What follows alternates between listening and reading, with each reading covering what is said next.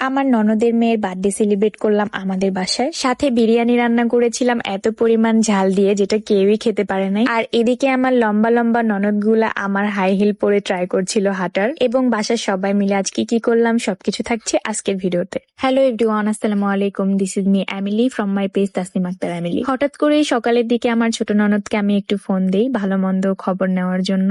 আর ননদের সাথে কথা হওয়ার পরে জানতে পারি যে ননদের মেয়ের ওই দিনই বার্থডে ছিল। পরে আমার তো একটাই রিকোয়েস্ট যে আপু সবার আজকে আমার বাসায় আসতেই হবে। আপুর ওই দিন আবার যাওয়ার কথা ছিল আপুর মায়ের বাড়ি, মানে আমার শ্বশুর বাড়ি।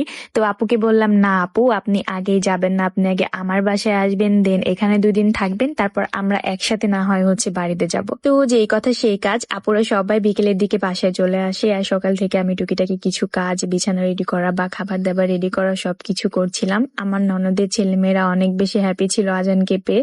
আর ওরা আমাকে অনেক বেশি ভালোবাসে, আমি ওদেরকে অনেক বেশি স্নেহ করি, ওরা আমার জন্য পাগল সত্যি বলতে গেলে।